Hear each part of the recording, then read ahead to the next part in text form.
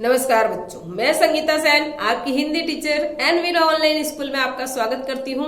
आज हम पढ़ेंगे कक्षा 4 का पाठ 4 जिसका नाम है डाकू बना संत। यानी इस पाठ में एक डाकू है, वो किस तरीके से संत बन जाता है, किसकी संगत में आने से वो बिल्कुल परिवर्तन हो जाता है। आइए पढ़ते हैं हम आज ये पाठ डाकू बना संत।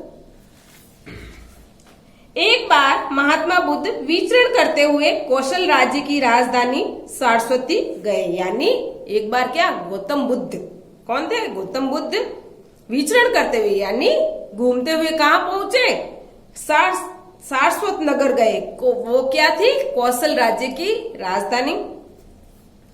कौशल के महाराज प्रसेनजीत महात्मा बुद्ध के परम भक्त थे। यानी कौशल राज्य के जो महाराज थे प्रसेनजीत, वो महात्मा बुद्ध के परम भक्त थे। महाराज ने महात्मा बुद्ध का बहुत आदर सत्कार किया, किंतु बुद्ध को ऐसा लगा जैसे महाराज कुछ चिंतित और उदास है। यानी जब महात्मा बुद्ध प्रसेनजीत के घर जाते हैं कौशल राज्य में, तो उनका बहुत अतिथि का जैसे व्यवहार करते हैं, उनकी बहुत आवभगत करते हैं, आदर सत्कार होता है उनका। लेकिन महात्मा बुद्ध को ऐसा लगता है कि ये राजा कुछ परेशान लग रहा है, चिंतित लग रहा है। कारण पूछने पर महाराज प्रसेनजीत ने बताया कि कुछ दिन से राज्य में एक भयंकर डाकू ने घोर आतंक मचा रखा है। यानी जब महात्मा ने पूछा बुद्ध ने कि आप परेशान क्यों है राजा, तो उसने क्या बताया कि मेरे राज्य में क्या है, एक डाकू ने भयंकर आतंक मचा रखा है, लूटमार मचा रखी है। अंगुलीमाल नाम का यह डाकू लोगों को लूटने के साथ साथ निर्दयता पूर्वक उनकी हत्या भी कर देता है। यानी उस डाकू का नाम क्या बताता है, अंगुलीमाल। वो लोगों को लूटता है सो लूटता है, लेकिन उनको मार भी देता है। राजा ने बताया कि क्रूर अंगुलीमाल का नाम कुछ और ही था, पर उसने प्रतिज्ञा की थी कि वह 1000 लोगों की हत्या करेगा। क्रूर यानी दुष्ट, अत्याचारी, उसका नाम क्या कुछ और ही था। लोगों ने उसका अंगुलीमाल नाम क्यों रखा था, क्योंकि वो क्या कहता है कि उसने क्या किया था, 1000 लोगों की हत्या करेगा। उसने क्या किया, कहा था कि मैं 1000 लोगों को मारूंगा। मारे गए लोगों की संख्या याद रखने के लिए उसने एक तरकीब निकाली। यानी वो जितने लोगों को मारता तो उसे याद नहीं रहता कि 1000 लोग उसने मारे या नहीं, तो उसने क्या तरकीब निकाली, वह जिस किसी व्यक्ति की हत्या करता था उसकी एक अंगुली काटकर अपनी माला में पिरो लेता था। यानी वो जिसे मारता था उसको उसकी एक अंगुली काट के अपने गले की माला में डाल देता था। इसलिए लोग उसे क्रूर डाकू को अंगुलीमाल कहने लगे। इसलिए उस डाकू को किस नाम से पुकारने लगे, अंगुलीमाल डाकू के नाम से। भयभीत राजा ने महात्मा बुद्ध को यह भी बताया कि उस डाकू के भय से सारी प्रजा थर थर कांप रही है। यानी राजा ने यह भी बताया कि उस डाकू के डर से मेरी जनता, जो मेरी प्रजा है, वो थर थर कांप रही है, बहुत डरने लगी है। जाने कब किसकी बारी आ जाए। यानी अब प्रजा में उसको ये पता था कि रोज किसी न किसी को पकड़ता है, तो अब उनको डर लगने लग गया कि कब हमारी बारी आ गई, कहीं हमको पकड़ के ले गया तो। यानी पूरी प्रजा क्या हो रही थी, उससे डर रही थी। राजा की बात सुनकर महात्मा बुद्ध ने डाकू अंगुलीमाल से मिलने का निश्चय किया। यानी राजा की बात सुनी महात्मा बुद्ध ने और क्या कहा, मैं इस डाकू से जरूर मिलूंगा।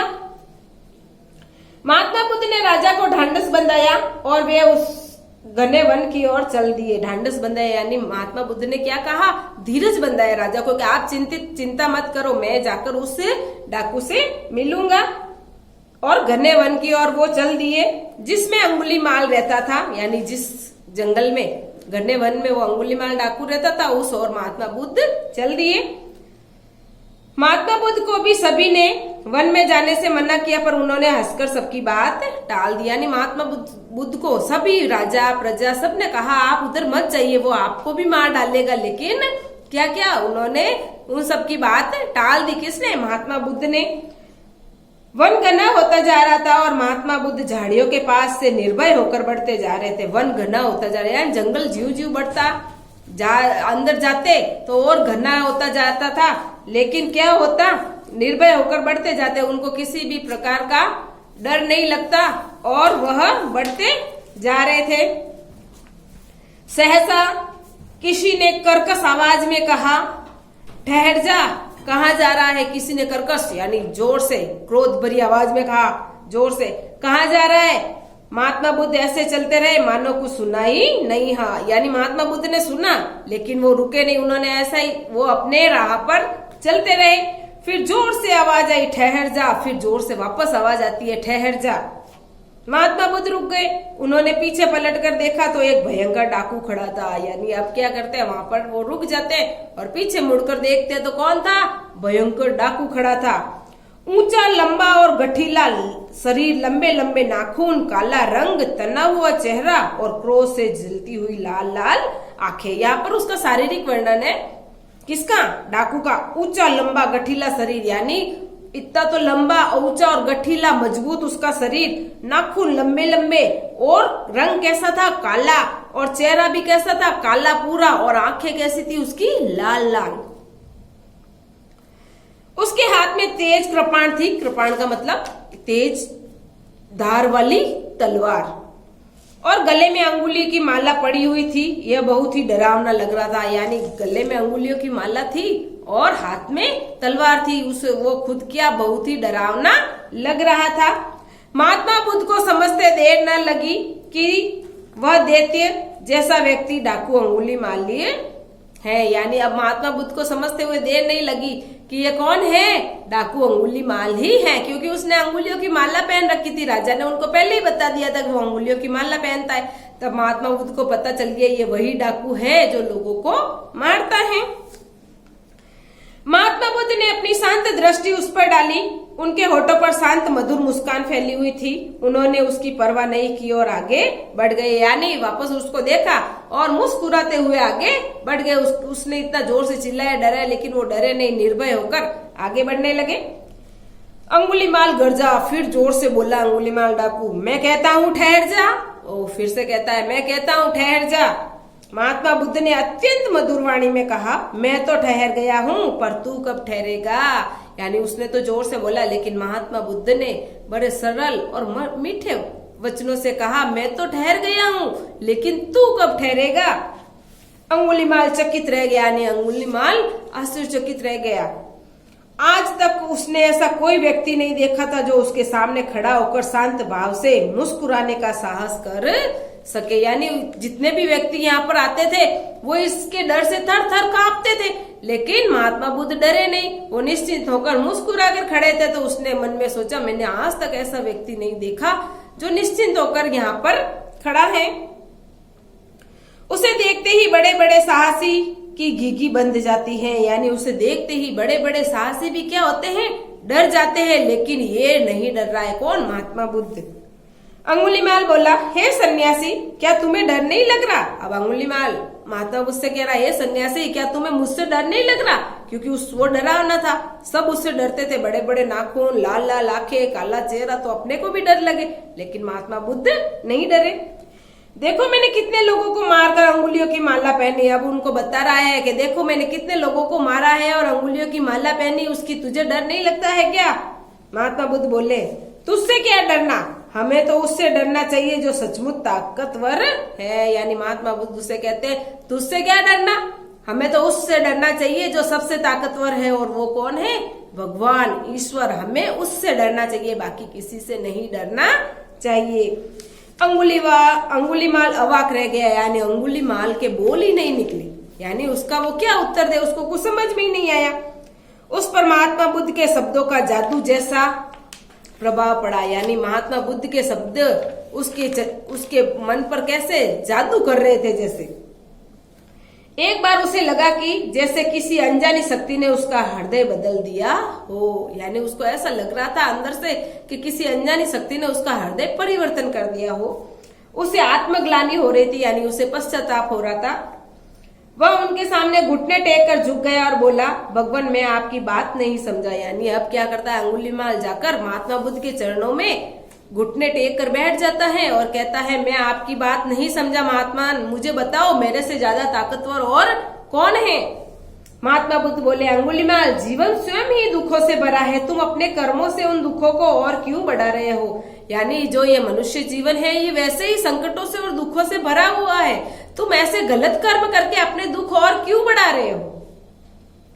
मैं तो बुद्ध होकर भी जीवन के इन दुखों से छूट गया, पर तुम इस पापपूर्ण जीवन से कब छूटोगे। यानी मैं तो बुद्ध या सन्यासी बनकर इस पाप दुनिया से छूट जाऊंगा, लेकिन तुम ये पाप करके कैसे छूटोगे। अंगुलीमाल महात्मा बुद्ध की बातों को ध्यान से सुनता रहा।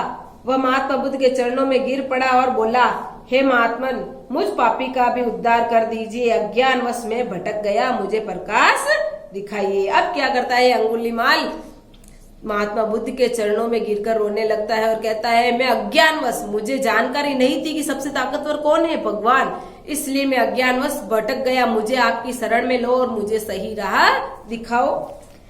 महात्मा बुद्ध ने अंगुलीमाल को प्रेम और करुणा का उपदेश दिया और अपना शिष्य बना लिया। उनको प्रेम और करुणा का उपदेश दिया कि सबके साथ कैसे रहना चाहिए, प्रेम से रहना चाहिए और दया भाव, सबके प्रति दया की भावना रखनी चाहिए। आगे चलकर यही क्रूर डाकू देखते ही देखते संत बन गया, यानी उसका हृदय परिवर्तन हो गया। महात्मा बुद्ध के प्रवचनों से उसका हृदय परिवर्तन हो गया और वो डाकू से क्या बन गया, धीरे धीरे अच्छा मानव और संत बन गया। अतः दयालुता एक ऐसा भाव है जिससे कभी बड़े से बड़े हृदय इन दुष्ट भयंकर डाकू, हत्यारे, पापी, लुटेरे भी बदलकर उदार, सच्चे, पवित्र हृदय वाले मनुष्य ही नहीं, उच्च कोटि के महात्मा और भक्त भी बन जाते हैं। यानी यहाँ पर क्या कहना चाहता है लेखक कि दयालुता, मन के अंदर दया एक ऐसी भावना है जिसकी वजह से हम लोगों को, जो बड़ा से बड़ा पापी हो, लुटेरा हो, उसका अपन क्या कर सकते हैं, हृदय परिवर्तन कर सकते हैं, उसको सही राह पर ला सकते हैं। ये हो गया अपने कक्षा 4 का पाठ 4 पूरा। तो देखा बच्चों, इस पाठ में महात्मा बुद्ध हमें क्या संदेश देना चाहते हैं। महात्मा बुद्ध हमें यही संदेश देना चाहते हैं कि हमें बुरे व्यक्ति से नफरत नहीं करनी चाहिए, हमें बुराई से नफरत करनी चाहिए। उसके अंदर जो बुरे गुण हैं उनको हटाकर सही राह दिखानी चाहिए। यदि हमारे अंदर प्रेम, स्नेह, दया के गुण हो तो हम क्या बड़े से बड़े पापी, हत्यारे, पापी, लुटेरे को बदलकर मानव क्या बड़ा से बड़ा संत भी बना सकते हैं। ये हो गया अपने कक्षा 4 का पाठ 4, डाकू बना संत पूरा। धन्यवाद।